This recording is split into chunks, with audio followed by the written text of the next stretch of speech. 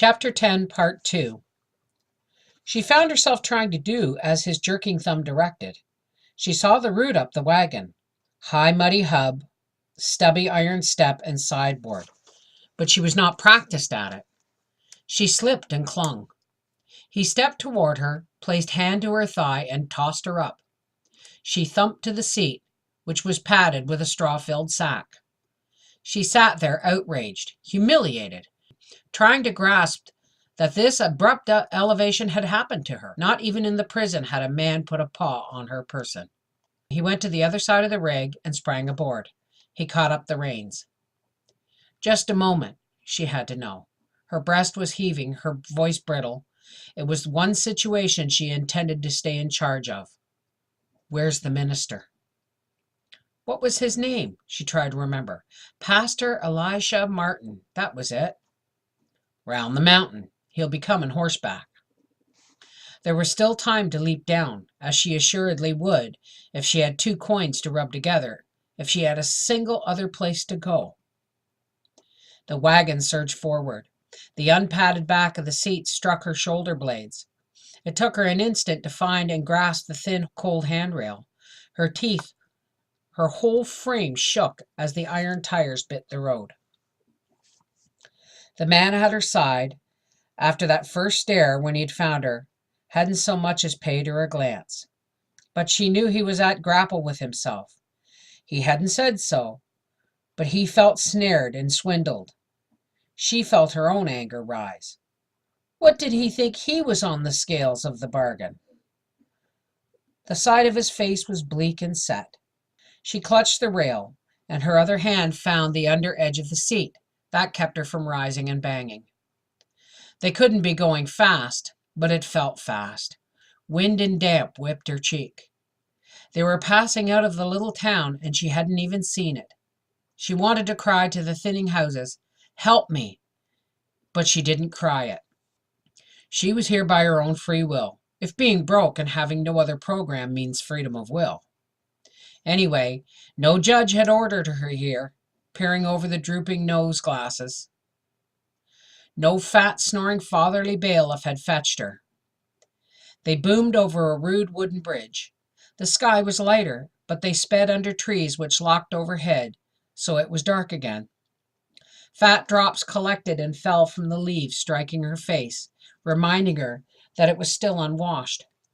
The air was colder, more raw. The mountain must be right over them. The horse slowed. They were climbing. She could hear a stream rushing by below the wheels. The man beside her stared straight ahead.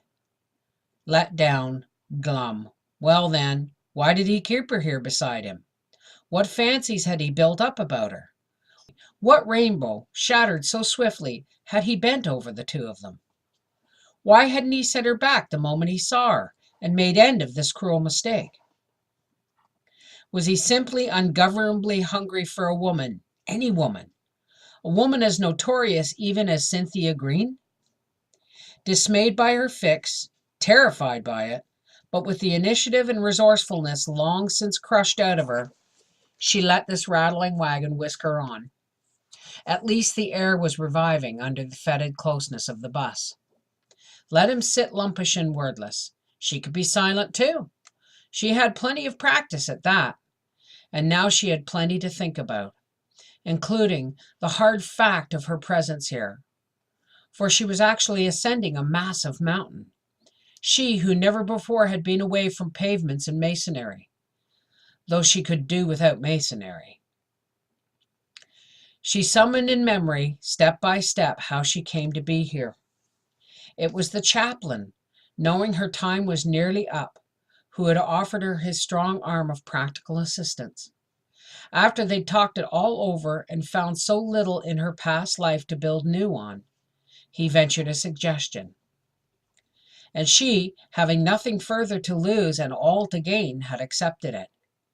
She let him place that notice in the religious weekly of his faith. Young widow and mother, 26.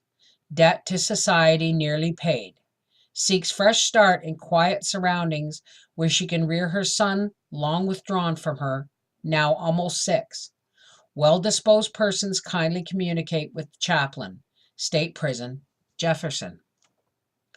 And the letter brought to her one day, the single letter that wasn't full of tracts, impertinence, and unsought advice, but went straight to the point, now lay pinned and scratchy in the bosom of her dress she wore. Dear lady, I live on a mountain. I live by trappin'. I'm 29. I don't care what you did. You can bring the boy, Cole Trivet. That's what the letter said, and beneath it, in the same writing, the above is dictated. He proposes Christian marriage. There is strength and new life at the Heights. Elisha Martin, pastor. No suggested swap of photographs, no waste of words, but the folded paper had contained $20. $20, she thought with a crazy desire to laugh as this rattle-trap wagon bounced her onward to a fog-shrouded fate. Let's see, I'm 115 pounds. That's about 17 cents a pound, a knockdown price for a roughly used but perhaps repairable and serviceable wife. It was the closing phrase, "You can bring the boy," that had decided her. The other letters offering quarters and board for work in homes and institutions had asked guarded or candid questions about Robert. How has he been reared while you were in the prison? Is he well behaved? Has he received religious instruction? Is he sickly or healthy? Does he get along with other children? Does he know what his mother did? After 4 years of brutal separation, she was heart-starved for little Robert. Every day, every hour that they had remained apart seemed a century.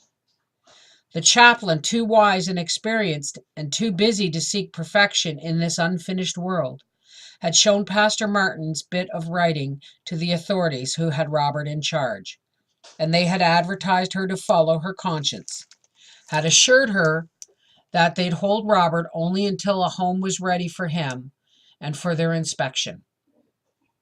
As soon as the gates opened for her, she'd bought a few absolute necessities, including, after 4 years in prison, made brogues, a pair of paper-thin, feather-light slippers, and the bus ticket.